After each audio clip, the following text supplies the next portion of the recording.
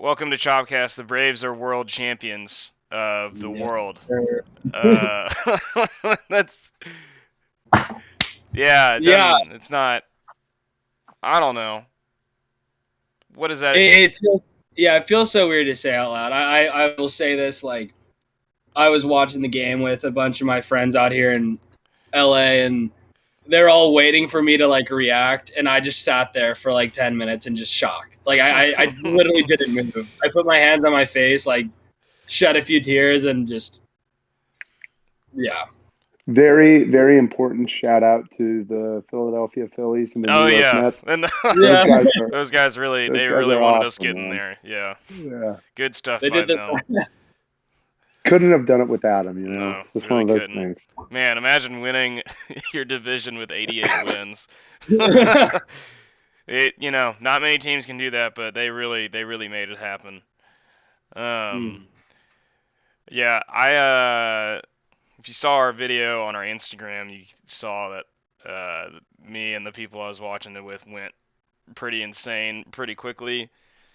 Um, Even still now, it's weird to think about because this is just such charted territory for. I mean, you think of it is a little less for like adults and whatever and people who were alive in the 90s, but you think of like everyone underneath the age of, I mean, and thinking of people who were like maybe 3 or 4 or Mhm. 5 when the Braves won the World Series, like, and don't really remember. Basically everybody who's like 30 and younger in the state of Georgia has not felt like anything like this. You can count Atlanta United, and I was there for that, and I thought that was awesome when it happened, Mhm. but it's in no way comparable to this. Um, and yeah, Agreed. I've been contemplating like I said in the last episode, like stashing myself in a corner with a gun and hiding from everybody because the world is the world is different to me now. Everything is just so different, and I don't understand. Don't want people touching me or anyway. Yeah. Um. Agree. It's No, it is legit. I had the longest phone call with my dad after the win. Who's a Mets Uh, fan? yeah, and he's a Mets fan, and my brother's a Mets fan. My entire family, they're pretty much all Mets fans. But I just grew up naturally more around the Braves, just revolved around that. Grew up going to games and just naturally became a fan. But yeah, we were talking about that, and he said that he was pulling for us, and I mean, as you know, rivalries aside, I don't think many people wanted the Astros to win, and I think we were playing the right team, for the moment, for the stage, and yeah, I just kept bringing up like this is it. Like these are the moments you remember for the rest of your life. He watched the Mets win in 1986 when he was pretty much the same age as we are right now. Like he was born in mid 60s, so it's 21, 22 years old. When that happened, and he remembers it like it's yesterday, and so it's kind of like a little overwhelming thinking about like I don't want to I don't want to say this is we're not going to get this feeling for a while, but it's just incredible to bask in it like at the moment. Yeah. Mm. Um. I wish that I could have gone to the Battery at one point during this. Mm. I wish I could have gone like last weekend. But since it was the Georgia Florida game and that was like my first time going down there, it was pretty difficult. I was gonna try and come up Sunday, but apparently you had to be there at like before 3 to Yeah. get a spot because they'd like shut it down and like the lines for bars at Truist were they are already there at like noon or something. Mm. Um, but I really being very and also I didn't end up going to the game because it was gonna be, I mean, for the people who went, props to you, but Mm. good grief, was that a lot of money. Mm. Standing room only, which there's not a lot of that where you can really see what's going on in Truist, was like ended up being $1,500 something for game 5. Um, which Game 5 was just awful. Not. Yeah, that was a tough one. That was like Yeah, I mean, that was an Atlanta game. That was oh, like what 100. I was Like like it just starting off with a grand slam in the World Series and then proceeding to choke it just away. absolutely flush it down the drain. Like the worst response we could have had. And I have many thoughts and feelings about how Snicker managed that game, but I think that was kind of a drop in the bucket in the grand scheme because he was an incredible manager this entire postseason. But yeah, I agree. Like exactly what we expected to happen happened, and it's just tough to watch. Yeah, after Game 5, I was thinking like I was just sitting. It brings me back to where I was. I was just like in my bathroom right here and like looking in the mirror, and I was like, "We're gonna lose." Yeah. It's like Yeah. I have to Yeah. accept this now. I can't start Yeah. accepting it after Game 6, because I definitely do think, and there's no way to tell this, but I feel like a lot of people were thinking the same thing. If we lose Game 6, we're gonna lose Game 7. But in hindsight, the way Game 5 was managed, I guess I'm fine with. Just, I mean, obviously because we won, but it really, really, really pissed me off seeing Drew Smiley come in the 7th when they're only down 2 runs at home. And really, after that grand slam, our bats weren't doing anything. But I guess, I mean, in a way, like, I definitely thought that Snicker was managing for a loss, and like if the bats just happened to give him something, then start trying to win if we're up late.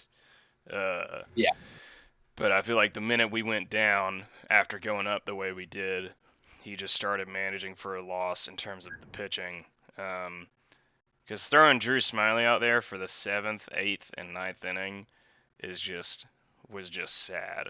It was just awful to watch. I feel really bad for the people that went there for that one, especially because it was just so. After that first inning, I was never comfortable throughout the whole game, or like after that happened. But you definitely got that instant sense of like, we're gonna do this. But in a way, I guess Snicker was confident enough in his players and in his batters that they could go to Houston and do something and give Matzik a little bit of a rest. I think that the way that Snicker managed up until Smiley was pretty piss poor. I had very strong feelings about keeping Tucker Davidson, and then he let up two runs and then 2 runs, and Minter should have gotten taken out after that, walk with the bases loaded. But I think at that point with Smiley, I was kind of at an in between where, like, yes, we're down 2 runs, and yes, that seems closer, but just from like an analytical standpoint, you want to save your arms. And at the end of the day, Drew Smiley pitched 3 innings. Obviously we were managing for a loss, which fucking sucks, and I feel so bad for everyone who was there because, I mean, that's just teeth gritting. Like, I would be so upset if I paid money and just watched my team essentially just phone it in. But yeah, obviously it set up a pretty damn good Game 6. Yeah. I was fine with Tucker going back out there for the 3rd, but I wanted him to have a much shorter leash than he was given. Yeah. Like, especially the way he was pitching, he just didn't make it seem like he was shaping his pitches at all. It was just kind of like, I have to get it in there in some way. And the pitches just didn't have great movement, and they were finding him pretty easily. And which sucked because it gave Framber a little bit of momentum to like pitch better, because I mean we were destroying him this series. We really let him off the hook in Game 5. But Game 6, that couldn't have gone any better. Literally. Yeah, like in terms of just sports anxiety and sports neurosis, that was the best. That was the best thing we could have seen. A shutout and 7 runs scored. I mean, I guess you can kind of compare it to the '95 World Series where I believe we won, 1-0, which that's exciting. But I don't know if my heart could have handled that. I think I would have had a stroke or something. And it didn't really, honestly, it didn't really even settle in for me that we were going to win until I think it was Freddie's home run that, put us up 7-0. The Jorge Soler home run was just unfreaking believable. Mm-hmm. He worked that count so well. I mean, I think it must have been at least an 8 or 9 pitch at bat, and then just cranked when the ball hit the bat. I knew immediately. I started celebrating. There was no doubt in my mind. He almost hit another home run in that game too, but it just barely went foul. He almost hit. He had I think 2 or 3 foul home runs. This series on top of having 3 home runs. He had more home runs than the entire Houston Astros had this whole series. Which they had well deserved. Yeah, well deserved. He probably had 3 of the most important home runs in Braves baseball history. Game 1, lead off, go ahead. What was that? Game 4. Yeah, game 4 go ahead. Yeah, we flipped the script entirely. All of his home runs were go-ahead home runs. And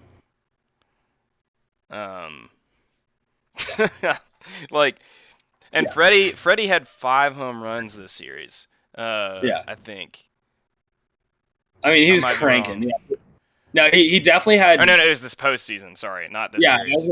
I was gonna say there's no way, but he did hit back-to-back home runs in not back-to-back, but Game 5 and Game 6, he hit home runs in both. Can't go unnoticed. But it's just the difference with his, and not saying they weren't worth anything, but they were just, except for the Hader one against the Brewers, a lot of them just weren't as insignificant timing, which sucks for him because I mean he's still up there doing it. But Jorge just. Eddie Rosario very much passed the MVP torch to Jorge for this one. Yeah, I think it was pretty close with who the MVP was going to be because honestly, just everybody was doing pretty well. There wasn't any huge standouts, but then in Game 6, Jorge very much solidified. But I was super scared about Max Fried coming in and not having confidence. After giving up 5, which a lot of were not his own fault. They weren't making good contact against him in Game 2. It was just poor defensive shift plans and some errors that really screwed him over. And then in this one, I've heard a lot of comments about just kind of what the turning point was for him because he didn't really start very great. Was Michael Brantley stepping on his ankle and not actually being out, and literally everyone in the world except for those umps, knowing that he was out, and that was I was listening to the Talking Baseball podcast, and Trevor Plouffe is good friends with Jack Flaherty and Lucas Giolito, who were at the game, and they're good friends with Fried. And they were telling him over the phone.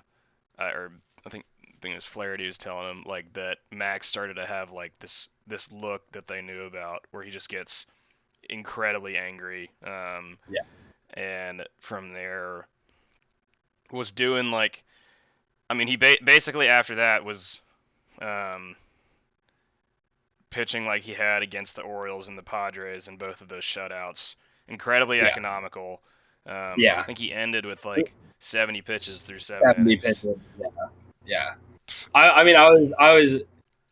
will say I was upset that they took him out. Obviously, hindsight 2020, but he was shoving. He was shoving. He was. That was one of the best performances you can see. And I do think the Brantley incident pushed him over the edge. I think he locked in then and somehow, some way got out of that first unscathed, and then the Braves just never looked back. Yeah. But just absolutely amazing. was such a different season overall, and I don't think that there will ever be a team like this again. The way that the trades were made for what they were made, like from what they were made of. Everything. You factor in everything, and it's just so improbable. Even one getting to the postseason. Yeah. I think the stats were like I think it was in August. It was right before August 6th. We still had a losing record. We were going into the Cardinals series, which is the record, or where we swept them, which was the series that we finally broke above 500, and got out of that streak where we went win-loss, win-loss, win-loss 18 times in a row. That we had like a 10% chance of winning the East, like a 6% chance of going to the playoffs, or maybe you flip those either way, and then a 0.3% chance of winning the World Series in early August. So basically less than 2 months of baseball left to play, and you have a 0.3% chance of doing what happened. Just so improbable. Just like, I mean, I think that analytics are important and stats are important, but there's just something about this team that just seemed like intangible. Yeah. Like everything clicked. Like energy. everything. Yeah. And because I feel like a lot of that energy was provided by obviously the new players that we got, and then like having Heredia as basically like a mascot in the second half. He's awesome. Yeah. I don't know how long he's going to stay with the Braves for, if really at all, but I mean, he's going to go down as one of my favorite players ever. Yeah. Like he had such a contagious energy that everyone fed off of. Like even guys like Freddie that are typically like pretty professional, you could see him like getting into it, especially towards the end of the series. Yeah. So then you also have like Jock. Did y'all read his article? The Atlanta one? Yeah. Yeah, of course. Well, you should read that. It was that made me cry a little bit when I read it. Yeah. It was something. Yeah. The fact that felt like words came out of him too. Like yeah. Not that he just has not that he has no capacity for emotion, but that he was able to write sentences out. Yeah. Coherent thoughts. Yeah. Instead of just bang.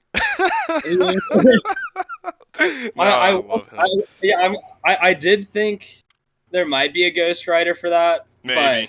But I'm just gonna hope and pray that it was him. Yeah, I'm just gonna say it's him. Yeah. But yeah, we're gonna I have the quote unquote story of the Braves in front of me. And I'm just gonna run through this as quickly as possible. Most of this is what happened in the first half because we kind of know how everything turned around in the second, but we'll talk a little bit more about the second after I run through this. But all right, I'm gonna go as quick as I can. I've forgotten like some of these things. Loved. I'm excited to run through all this. All right. Good man. So the opening day roster on April 1st against the Phillies, we had Acuna in right field in the 1 hole, Albies in the 2 hole at second base, Freeman first base in 3 hole, Ozuna in left field in the 4 hole, d'Arnaud at catcher in the 5 hole, Swanson shortstop in 6, Riley third base 7, Pache center field in 8th, and we had Fried on the mound hitting 9th. And then our other guaranteed starters at the beginning of the year were second was Morton, third Anderson, fourth Smiley, and then fifth was basically just whoever we were going to run out that day. And on our bench is Alex Jackson, Ender Inciarte, Pablo Sandoval, and Ehire Adrianza. In our bullpen, Will Smith, Chris Martin, Tyler Matzek, AJ Minter, Nate Jones, Luke Jackson, Sean Newcomb, Grant Dayton, Josh Tomlin, and Huascar Ynoa. Wow. Hitters.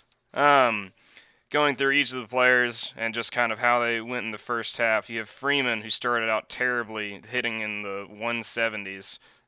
Just had good batted ball average, or like barreling, but just everything seemed to be going to people. Riley, everyone, he's already coming off a shaky year, and then everyone is calling for him to be traded for Jose Ramirez, including myself. Yeah, I remember that. Yeah. Ozzie was at least slightly consistent at the beginning of the year. Darno wasn't really doing very much, which was not good for us as batting cleanup for us a lot the past year, and then ended up getting out with a thumb injury very quickly and being on the 60-day IL. Dansby, super streaky, remained in the top 5 in strikeouts, but still did okay in the first half. Ozuna, who had almost won the Triple Crown in 2020, was also hitting in the 170s and basically doing what Freeman was doing, except for even worse somehow. And then dislocates his finger on May 25th, my birthday, and then gets a domestic violence assault a couple weeks later and is gone for the year. Christian Pache is great in the field, but does nothing with his bat, and is batting also in the hundreds. When I think of him, I think of how we lost all of our games to the Blue Jays. Acuna was having an MVP season, who even after the first half, when he gotten injured, he was still leading our team in WAR and home runs for a couple weeks.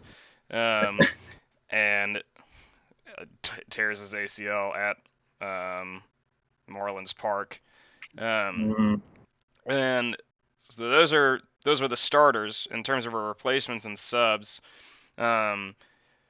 we have to sign and start a number of people that we signed from spring training, who we signed for less than $1 million, and I have no idea who they are, including Guillermo Heredia, who carries his weight until the trade deadline very unexpectedly, hitting in the 8-hole about 280. And I think back to his grand slam that he had, or maybe it was just the 4th home run. I can't remember. He got a home run against the Cubs at Wrigley Field. And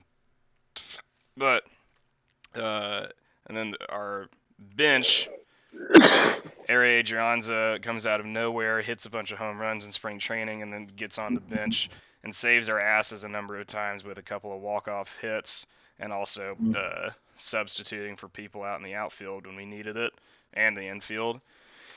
Pablo Sandoval hits 3-4 pinch hit home runs in the span of a month, and wins us 2 games, basically single-handedly.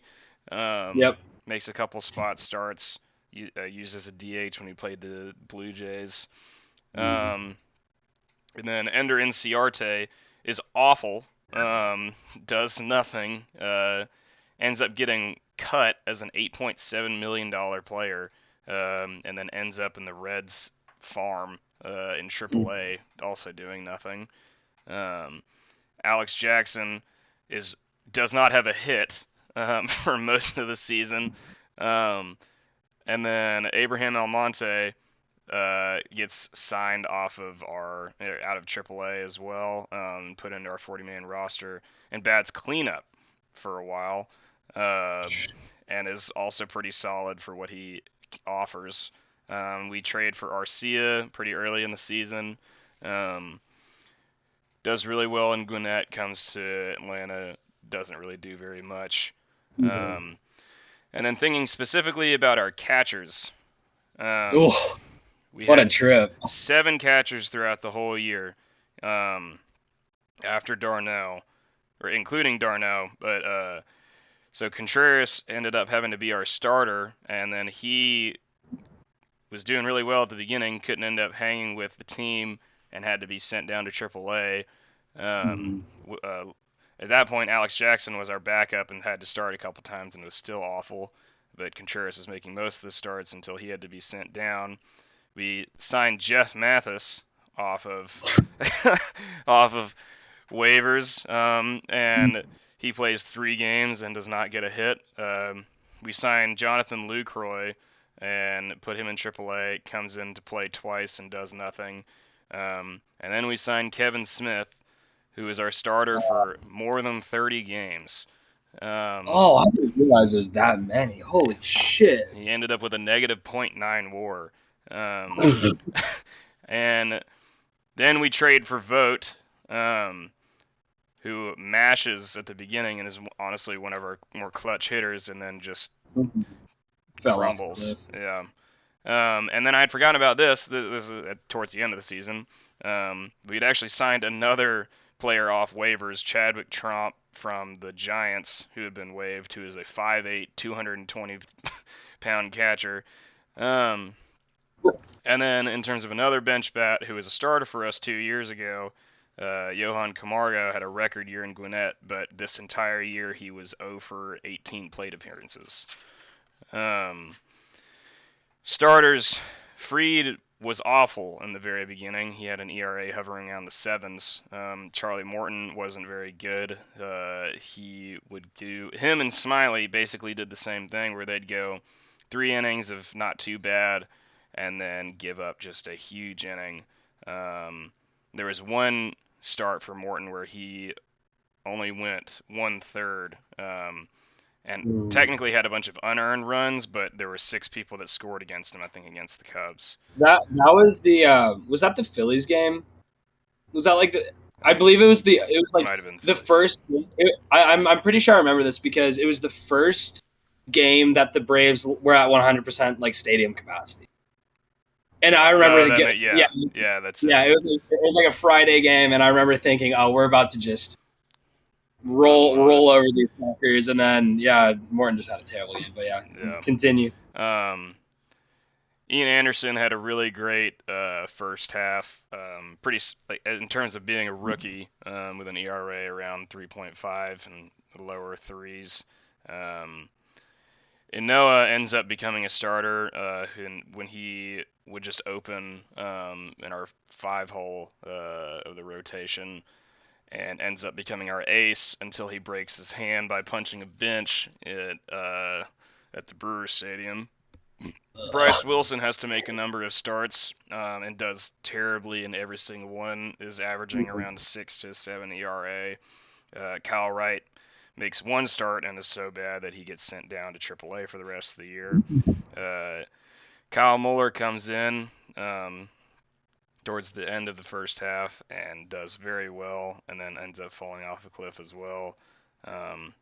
Not as hard as Tukey, who had fantastic 2 starts and then absolutely blew up. And then Tucker Davidson makes a number of starts in the beginning of the second half. In terms of our relievers, Will Smith is a walking heart attack. Luke Jackson has an ERA plus. Luke Jackson was not on our roster for the 2020 postseason and barely even made any appearances throughout 2020. And then ends up with an ERA plus of 224 throughout this whole regular season. Tyler Matzik goes up and down in terms of his performances, not in terms of Gwinnett. In the first half, seen as an okay pitcher in my eyes in the first half. AJ Minter was so bad that he got sent to AAA for the longest time that he's been in AAA since 2019 or 18. Chris Martin wasn't anything super to talk about, but was probably honestly our most consistent reliever in the first half. Josh Tomlin is just walking batting practice. Jacob Webb comes up from AAA and decides to hit people in the face with the bases loaded. At games you and I attend, Grant Dayton is so awful that he injures himself and gets on the 60-day IL. Nate Jones is awful. He had one of the strangest pitches. Yeah, octopus arm guy. Yeah, so strange. And then Sean Newcomb has flashes of brilliance, but can't ever be consistent, and then ultimately gets demoted as well. Shane Green finally gets signed, and then decides to be awful after he gets his payday. And then here are some names that you probably didn't remember that we even had on our team, including Carl Edwards Jr., who made a third of an inning of an appearance with an 81 ERA, who then we DFA'd instantly. Ty Tice, who did virtually the same thing. Jay Flaw, who did virtually the same thing.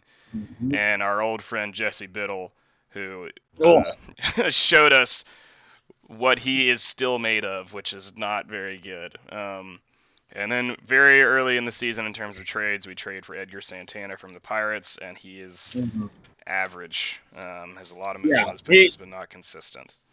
Exactly. Yeah, I always liked him. I will say that. I always liked him, but not consistent. Yeah.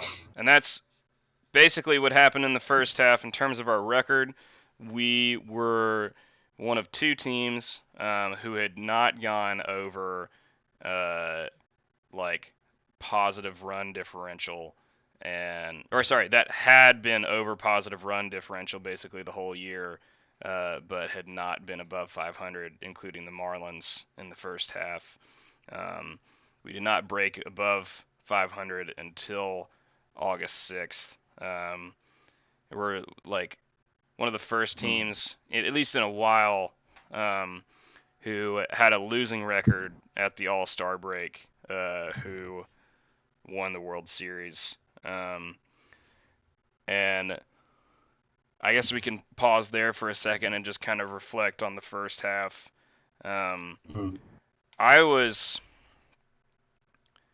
So in terms of we're thinking up until basically the trade deadline. I was perfectly fine with us being sellers. Basically, either way we split it, I didn't think we were gonna win, and I didn't think but I also didn't. We didn't want to see us just kind of give up for the year. But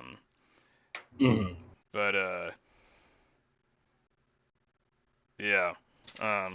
Yeah, I mean, I think you just, running through the first half of the season and thinking about what we looked like in the second half of the season, I mean, it was just night and day.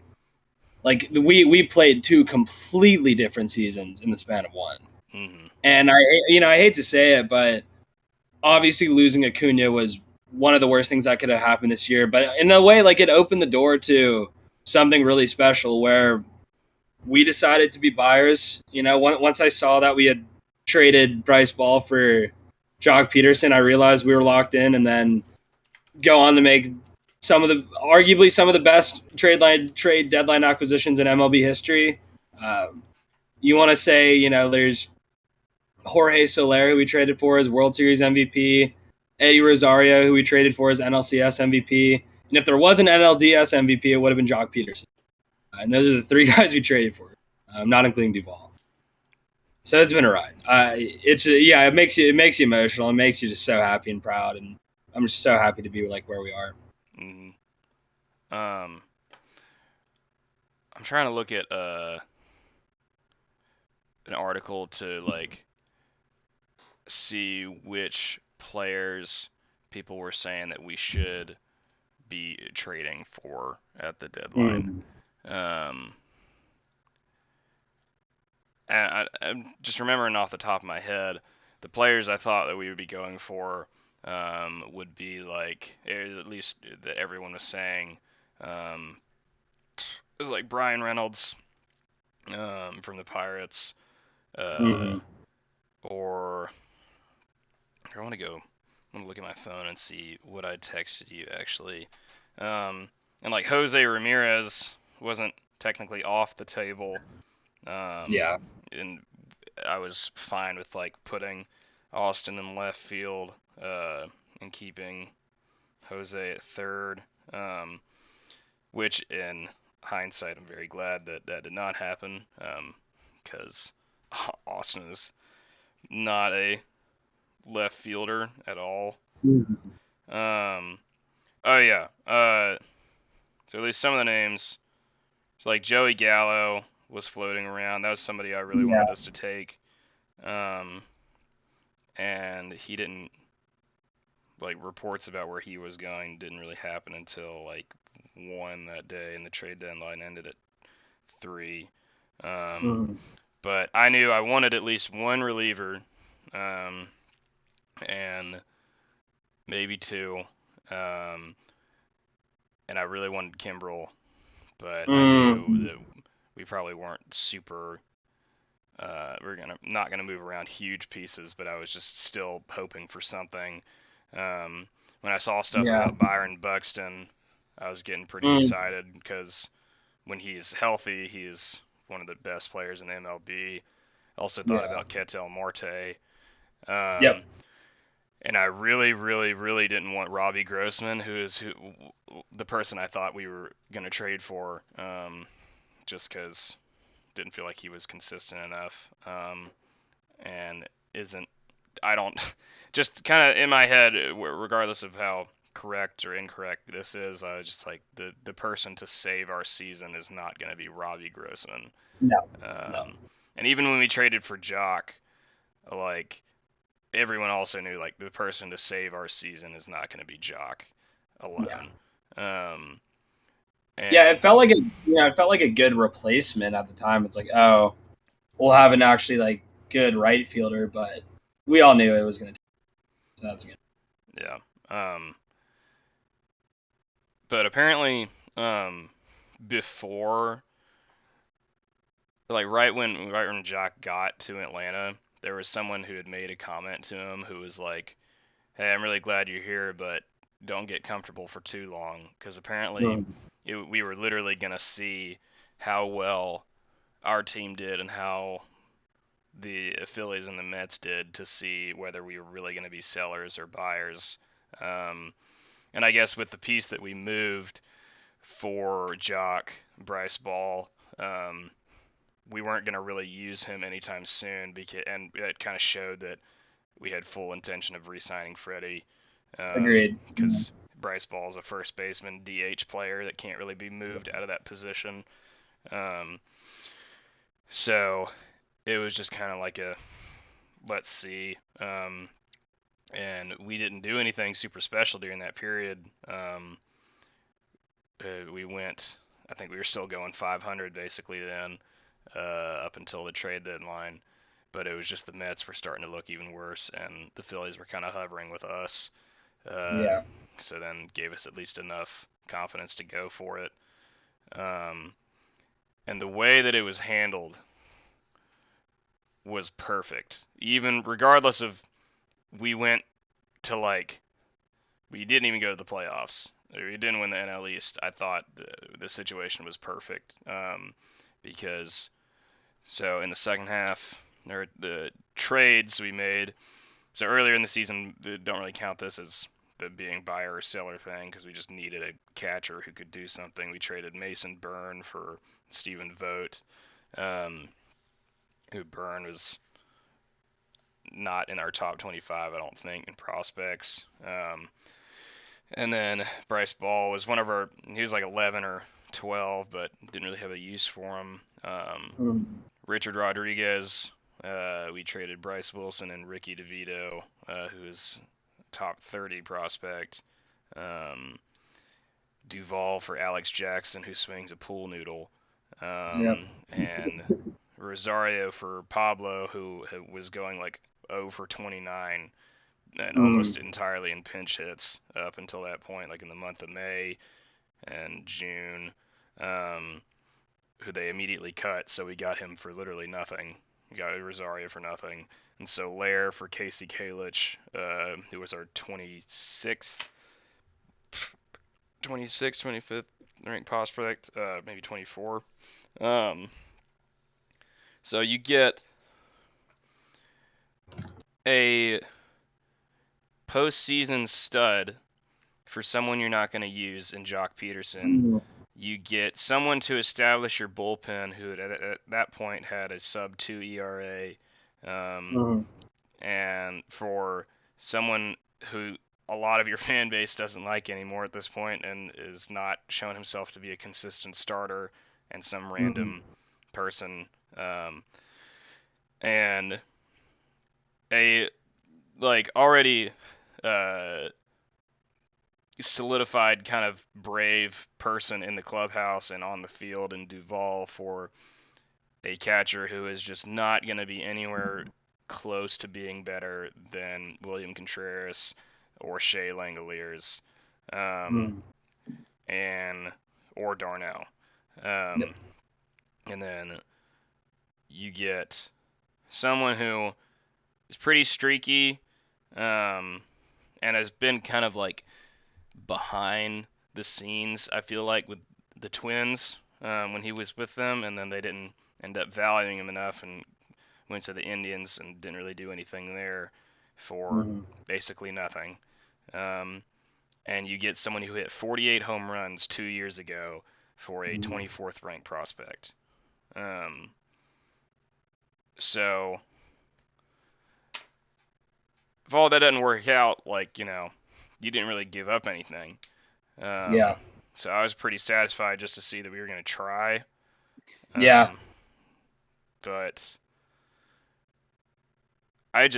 none of these moves, except for Rich Rod, was on my radar at all. I did want Adam Duvall. I think that's someone I might have mentioned to you back in, yes, whenever the trade deadline was. But I didn't think there was any shot that the Marlins were gonna, do that for divisional, essentially a rival at this point. And then they just took Alex Jackson, almost took Alex Jackson off of our hands because he seemed to just kind of carry like not great energy. Like he's not leaving a positive impact on the Braves. And gave us Adam Duvall, who hit 39 home runs this season. And once again, great time to reiterate that Duvall hit more home runs than Alex Jackson had hits this season. Like that's insane. That is insanity. Yeah. Just did it. Like everything came together, and yeah.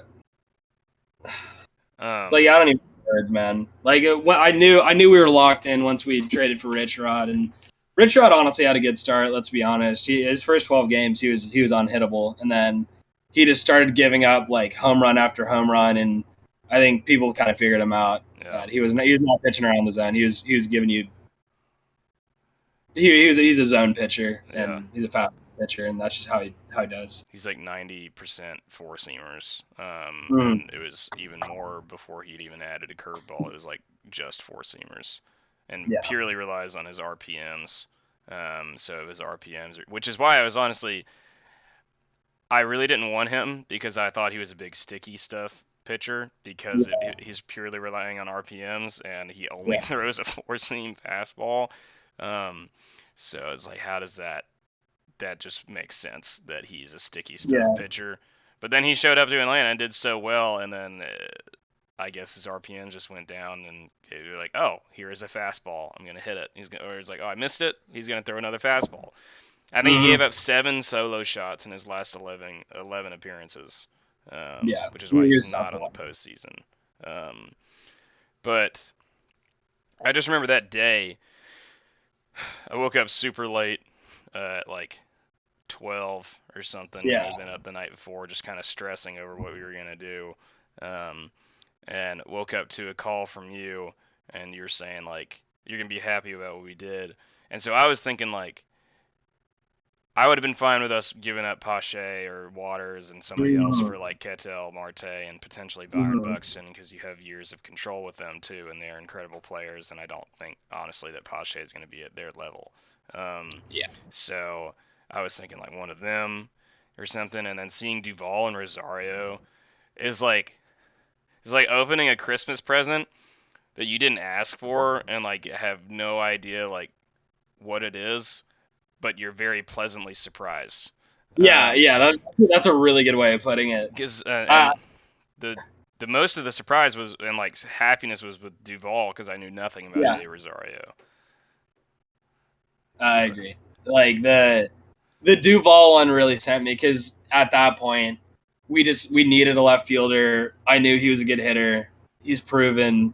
We got him for Alex Jackson, and I was just so happy about that. like, oh shoot, okay, we get Eddie Rosario too, and yeah, at that point I was kind of bummed that we let go Pablo just because the mascot energy, but see Heredia more than usurped that. More than he's a legend, bro. He is a legend. When when you told me that, and then I saw the names, I was kind of like holding off excitement for a second because I wanted to see like who did we give up. Because with the Jock thing, I was kind of upset we gave up Bryce Ball because then there was no chance of me having a jersey with my last name on the back. Oh, yeah, that's great. But and he's a good player. But yeah. Then when I saw Alex Jackson and Pablo Sandoval, I was like, "Oh my god, that is fleecing people." Like the fact that Eddie Rosario was injured for a while too, and is going to be injured until August. Didn't make a start until like late August. The fact that was even on Anthopoulos' radar at all, like no one had that. No. I did not see anything about Eddie Rosario anywhere. It's just like, oh, he's not doing that well, and he's injured. Why would you trade for him? Now we know. Yeah. Yeah. But so then that happened, and then just the rest of that happened like before noon, and kept waiting on the rest of the day. Like, okay, when are we gonna get a reliever? When are we gonna get a reliever? When are we gonna get like some other pieces? Are we gonna get any other fielders? I feel like we just need to get 2 relievers. It was running through my head. And then so trade deadline passed, and so obviously still stuff was still rolling in, and kept refreshing my phone. And then I remember seeing that we got Rich Rod, who I was like pretending to be excited. Which he was very good at the beginning, like we talked about. But I was still in my mind. I was like, "That's a sticky stuff pitcher, and we're getting fucked. I don't get this." And so I was like, "Okay, well at least we got a reliever, and he's doing well right now. Maybe he'll solidify the bullpen." Which, thinking back, our bullpen was awful until so bad. Until he showed up. When he showed up, I was telling Sam like before all these trades. It's like we really just need one really solid bullpen arm to come in and solidify all of them and like, give them some confidence, because our bullpen is almost the exact same from last year when it was a top 5 bullpen. And that's exactly what happened. Even though he's not even there anymore, they just got their confidence back. But and then I remember like going downstairs and looking at MLB Tonight, whatever, and then just seeing up on the screen in huge letters, Jorge Soler to the Braves, and my reaction was just like, what? What the hell? He was batting I think 190 when we got him. It might have been less. It honestly probably was less. He had a horrible slump, but in the back of your mind you're thinking, okay, this guy slammed 47, 48 home runs 2 years ago. I'm pretty sure he led the AL. Yeah, and we got him for Casey Kalenic. Okay, sure, we'll see how it works out. And then of course, just absolute monster. I mean, that guy is. If we don't re-sign him, especially with the incoming NLDH, I will riot. I will be so upset. Like he is the just quintessential DH. Just a guy that's so good. But actually thinking back to it now, he was that news broke before the Rich Rod news, because I remember looking like at the Braves Reddit, and one of the funnier things I saw and still reflect on was like after he signed Jorge, and so we had Jorge and Duvall and Rosario, which already had Jock in the field, and we could have just started him. And so someone commented, they're like, why get pitching when you can just like hit bombs? Just like everyone hits bombs. Exactly. That's exactly how it was. And that was, I mean, then we got Rich Rod, and it was good enough. But well, yeah, I think it's kind of like you mentioned, for the slump he went through in the later half of the second half of the season. His start was so good, and I think it really did put a lot of like pep in the step for our bullpen. It seemed like he came in and we were not going to let up a run, and people just followed suit, and we saw a completely different bullpen to shape up. And the emergence of the night shift, especially in this postseason, was so fucking fun to watch. Like they were, and they just totally bought into it as well. And Will Smith, absolute roller coaster all season, letting up 0 runs during the postseason. Matzik getting, the nickname of Tyler Nutsack. Like, that is just great. And, Luke, it's just so beautiful. Yeah. Will give us your perspective again from an outsider's, like a Like Reds on fan the perspective. like the moves at the deadline. Yeah, the moves and just talk about that for now. Just like Excuse me? what did you think seeing what the Braves did at that time, if you can remember?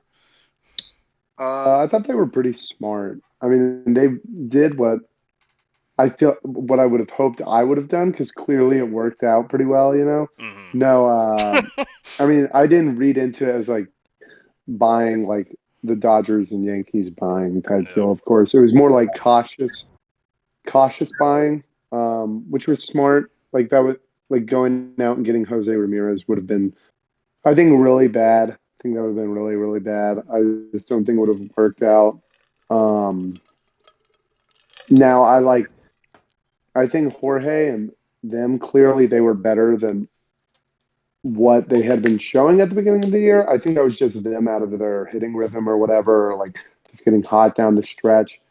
Um, but I was really happy at the time to see like Anthopoulos and the front office not moving on from like Pache, because I still believe in Pache a lot. Yeah. He went through a tough stretch this year, but I mean the talent is there. But did I expect to see the Braves go to the NLCS or the World Series and win? No, not at all. I mean, like I wrote them off completely. Yeah. So yeah, I feel like you two would mostly agree with that. Yeah, I mean, I think us being Braves fans, we bought into it a little more, and we're a little more delusional with the whole thing. Yeah, naturally, that's the Yeah. way it goes. Yeah. I mean, yeah, Griffin, you and I just picked the Braves to win the World Series at the beginning of the show. That's so stupid. In all honesty, I thought they had a chance to do it, because Mhm. if you get lightning in a bottle, we saw with the Nats a few years ago. If you get lightning in a bottle in the postseason, there's no stopping you. And No, they were hot. They were hot. yeah, and Jock just crushed it in the NLDS, and we went up 3-1 in the Dodgers, and I remember, I think the Freddie quote was like about like flipping the script and like changing the narrative essentially, and that's just what I saw. But yeah, I mean, maybe it was a little delusional of us, but I felt like there's a hint of realness in that. Yeah. Basically everybody just completely turned their season around in the second half. Yeah. I'm trying to think of like who was bad. Freddie was bad to start. Well, I'm just thinking. No, I'm just thinking of second half. Oh, Like I don't know, like if there was a real Waskar. reliability. Waskar was bad. Yeah, yeah, that's true. when he came back after the injury, which really sucked. I really think a lot of it had to do with his confidence, Mhm. because he made 3 really good starts. He gave up like 2, 3, and 4 runs, and lost, like flat out lost each of those. And I don't really feel like he did that bad. And he didn't have very many hits either in each of those, and then just fell off a cliff. And he was on the postseason roster until he like was injured. I don't know how real the injury is or whatever, but he just didn't need to be there anymore. At least from what I saw, when he came in to relieve against the Brewers, he was only throwing a slider, which you just can't do unless you're like Mariano Rivera and you have one pitch, and which he is not. So you're gonna get hit at some point, and he got taken yard. And I think he needs to have a pretty long off season to readjust, and work on his other pitches. In terms of the bullpen, or in the second half, so Tukey was bad. Tucker Davidson had a bad start and then was injured. Kyle Muller kind of got figured out, but it wasn't awful. Chris Martin. Oh, Chris Martin. Yeah. It's sad because he's proven throughout his career that he's the type of guy that will get injured a lot, but he'll like bounce back from it. And it seemed like this was just it kind of flipped this time where he just didn't have it. He was getting wrecked every game. Yeah, he was, and it was so weird to see, like, you just like flip the scenario.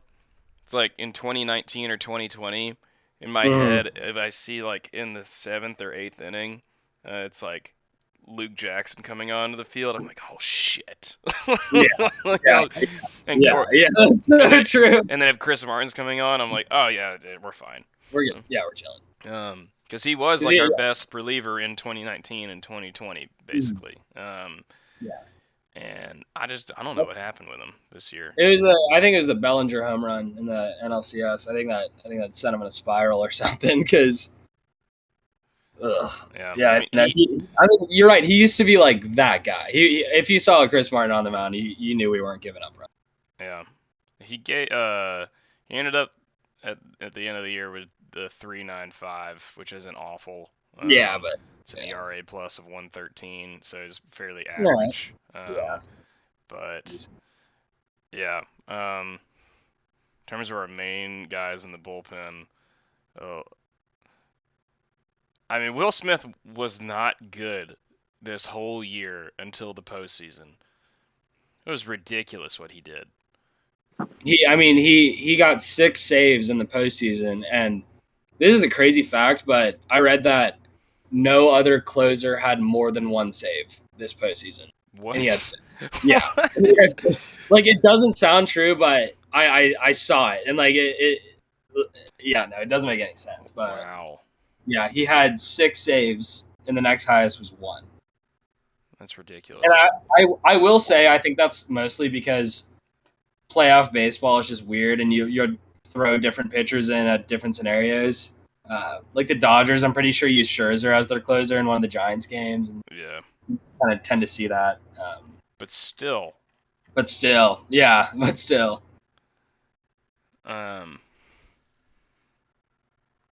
Goodness. Yeah, I'm trying to look up. So now, with all this included, so at the end of the year, and Ian didn't really start making, because he had been injured for so long, he didn't make like a good start until the Diamondbacks series, which was our 4th to last series, I think, where he went 7 innings of like 1 hit, shutout. I'm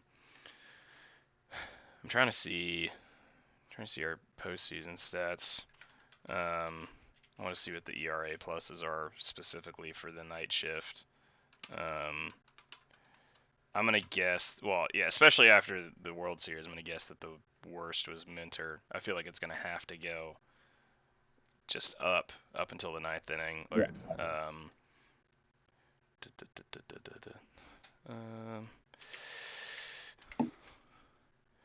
But yeah, so I put in my Christmas list for my family that if I want to get a jersey of one of our one of the superstars from the postseason, especially, and so at least my choices. What would you say, Sam? Like if you had 3 people? I mean, if I feel like 2 of them are obvious. Yeah, I mean, I'd go based on who we re-sign, honestly. I don't care who we re-sign at this point because I think that then you have to do Rosario. I think. I mean, Rosario is just like he was fucking awesome, and he has such good energy. Or Soler. Actually, oh man, Jock too. Jock is such a good jersey to have. I've got a good pick. What's your pick? I'd say Max Fried. The reason being is because the first game in the Stros, he got obliterated. I mean, he just got humiliated on national TV. Like his family had to pull the curtains drawn and everything. And I don't know about you all. I wasn't feeling good going into Game 6 just because like the Astros were the best team in baseball at hitting lefties and hitting lefties that rely on the fastball. So just Max Fried, and to go 6 and I don't think he gave. I can't. He didn't give up a run. Yeah, that's right. I mean, that's against by far and away the best lineup in baseball. I mean, it's pretty insane. Yeah. Yeah. Pretty nuts. And he'll probably be there for a long time, so you get that bonus. I would hope so. Am I just stupid, or can I not figure out? Is there not like a pure postseason baseball? I think it's a reference youth page? thing, Griffin. Okay, that's what I'm think it's a thinking youth too. thing. Yeah. Yeah. No, I think on Baseball Reference there's like a tab that you can click to where it's like postseason, regular season. Yeah. Does anyone want to help? Anyone want No, Griffin, you got it, Griffin. Why can't I figure this out? Why can't I figure this page out? I see underneath the postseason, I see like I have the links to each of the different series, but there isn't just a postseason in general. So are you looking for one player in particular? I was gonna wait. No, never mind. I was trying to look at like the stats for everybody, especially the the night shift in particular and their ERA plus. Gosh, why am I just so dumb? Oh, man. Oh, I feel like a Matzek jersey would go so hard. Yeah. Well, anyway, the three I said was either Soler, Rosario, or Matzek. Yeah. Nutsack. Yeah. I mean, if a reliever was ever gonna win like postseason MVP, I think Matzek has that secured. Yeah. That honestly, Will Smith. Well, yeah, that too. But I don't think I'll ever remember, just in terms of high leverage situations. I don't think I'll ever forget the moment where Jackson just imploded, put 2 on second and third with no outs, and then Matzek proceeds to strike out the side in the 7th inning in Game 6 of the NLCS. Yeah, that was one of the most ridiculous things I've ever seen in baseball. Yep. Just mowed them down. Yeah. In a huge situation. Mm-hmm.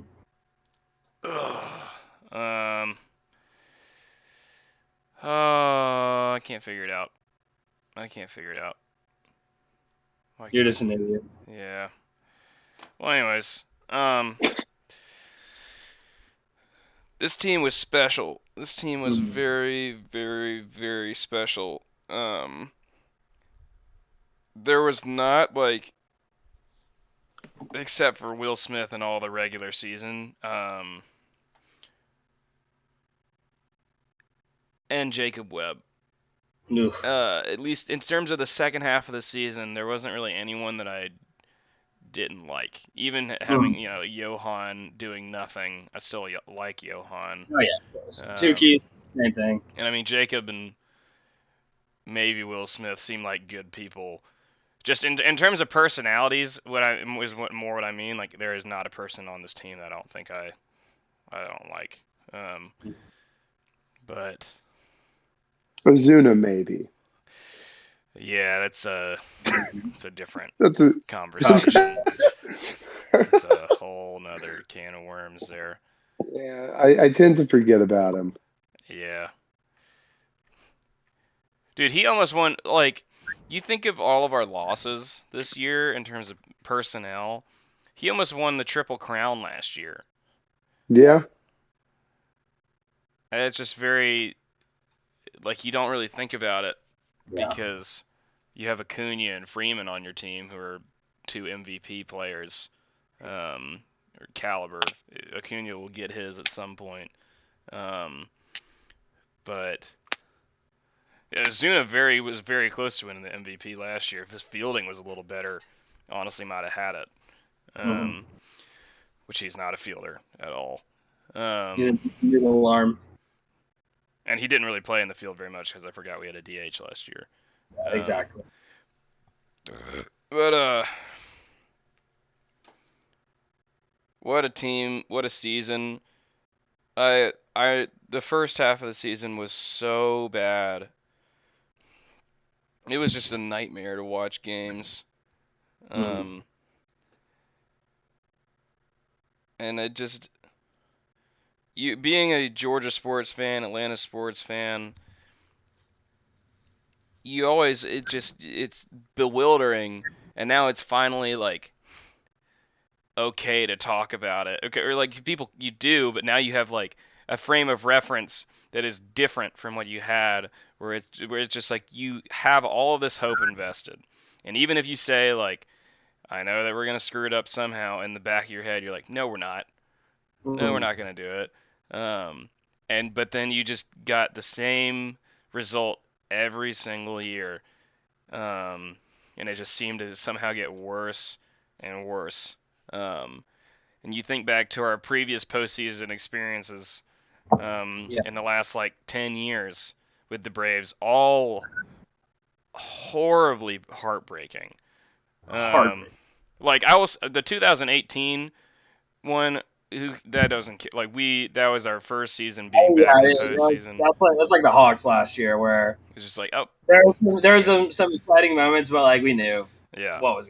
I mean, Acuna Grand Slam is going to go down in history. But yeah, we all knew it was. That's basically all that anyone really wanted out of that postseason. Was just win one and have a big moment, and Acuna had a huge moment.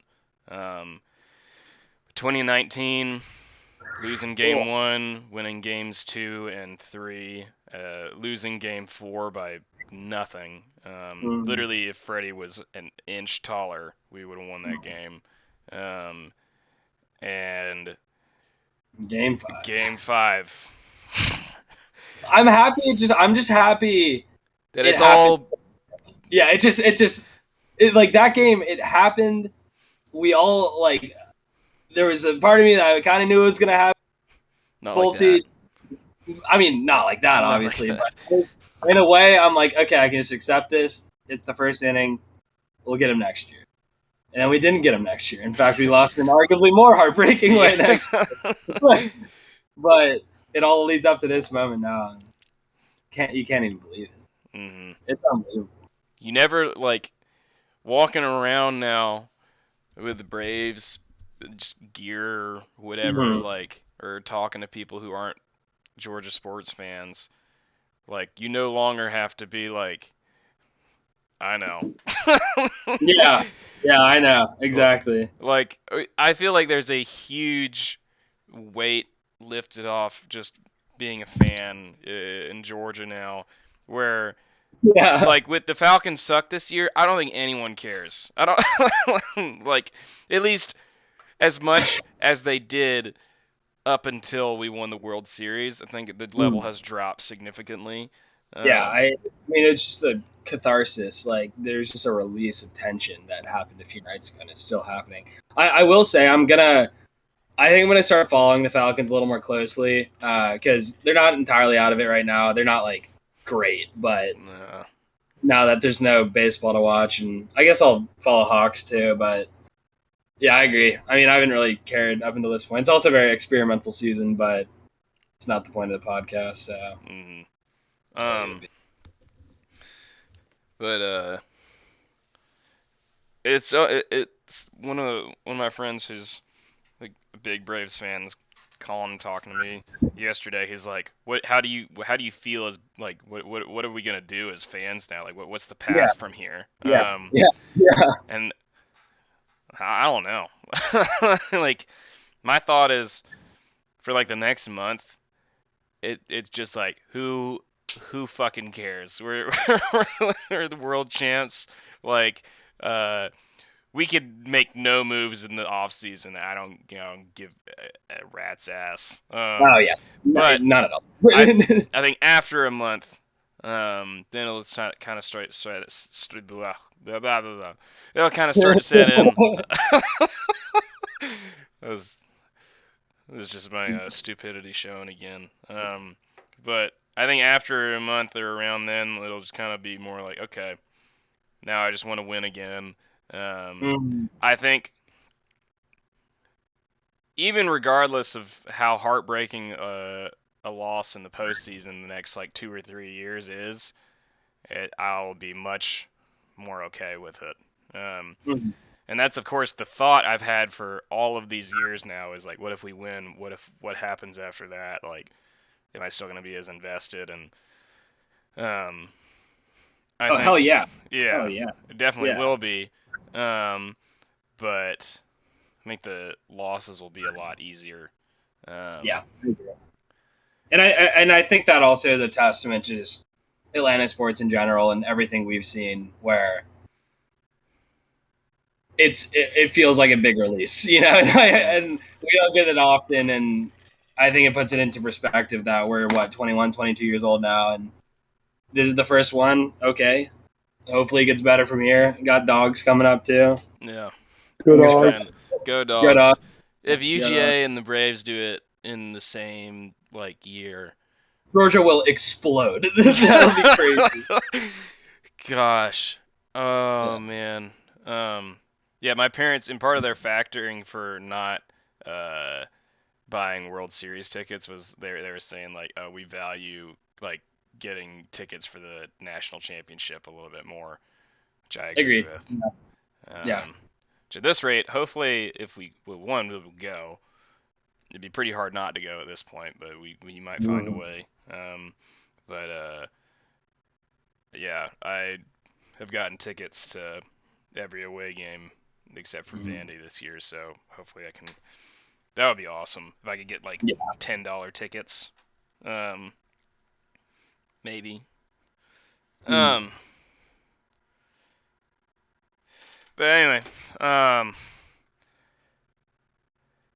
where do we go from here? That's the question. Yeah. We've climbed to the top of the mountain, and we are looking down on everyone else.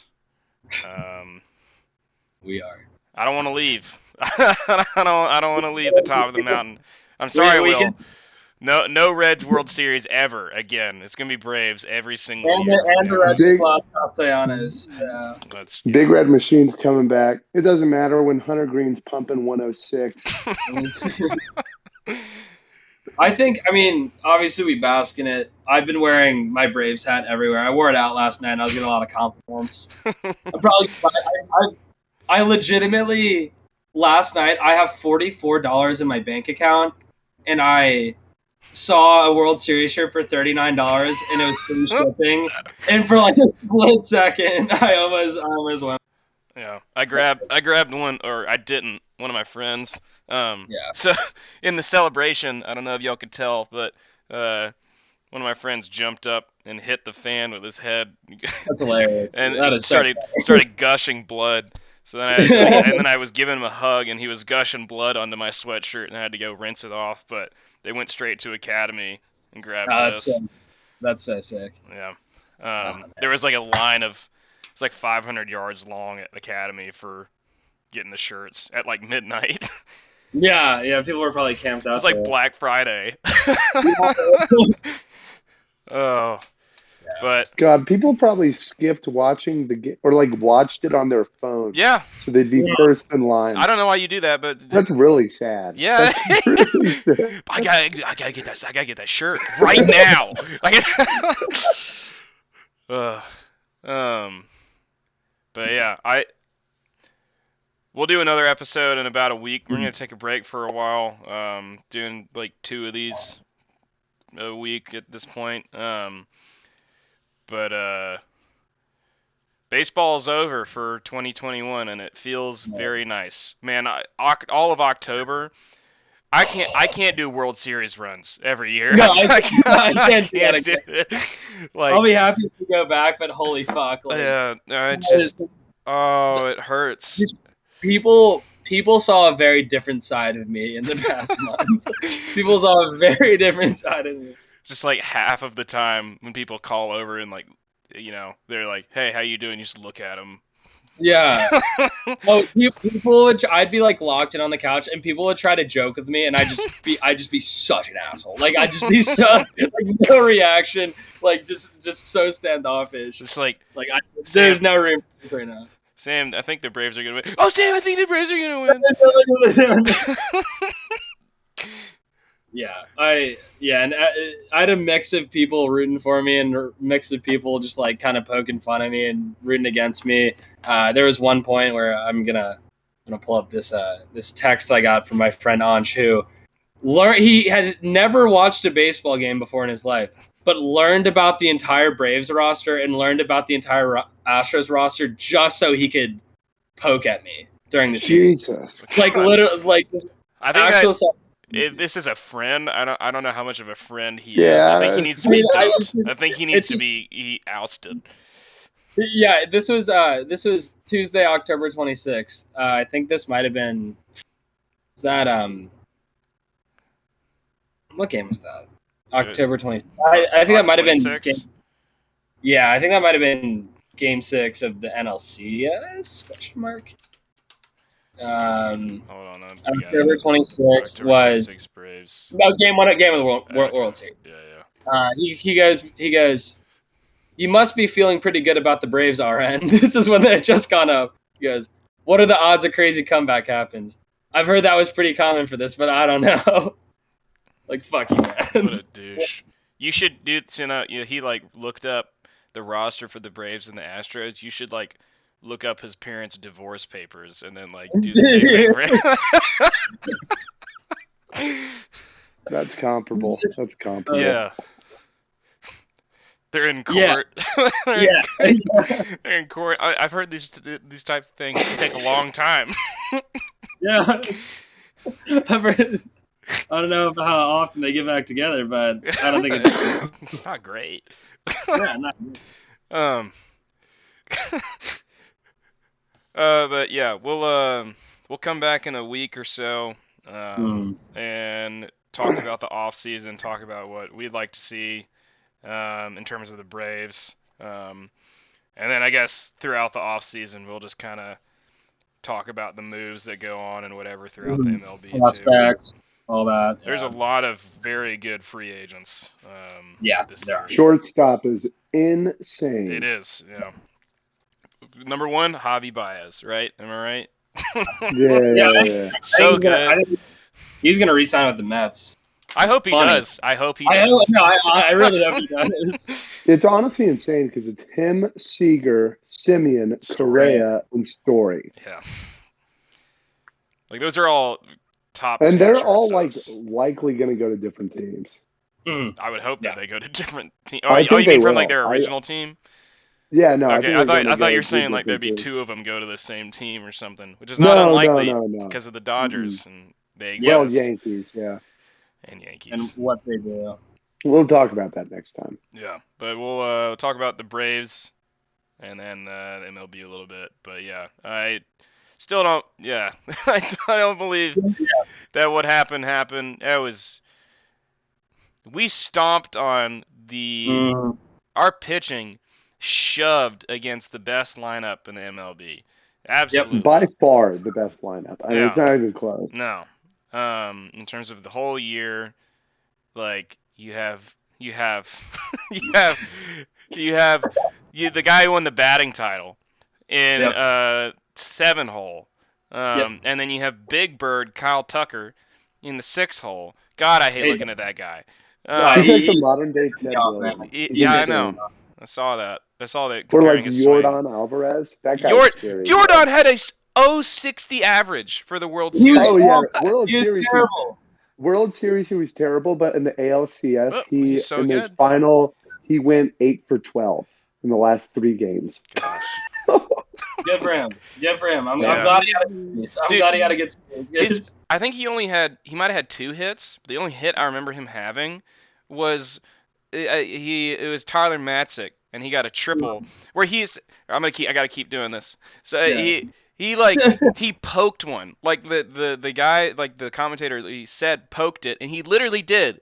He poked it, and it hit the center field back wall, and got a triple. He's just ridiculous, and we shut him down. And then Correa was bad. Bregman was awful. Bregman was terrible. The only Jose Altuve and Kyle Tucker were the only ones that did remotely well, and Kyle Tucker was really bad in the second half of the World Series. Struck out in big moments. He really did. Yeah. All right. Shut them down. All right. My Let's, arm hurts. This yeah. is. Yeah. I can do this all day. I want to see it. I want to see a video. You got to start recording now until the end of the day. All right. Well, go Okay. Braves. I can't believe we won the World Series. Starting this podcast this year in the same year. Impossible. It's because of us. We should start another podcast. We start a next year. podcast every year. Yeah, we start a podcast for the Falcons right now.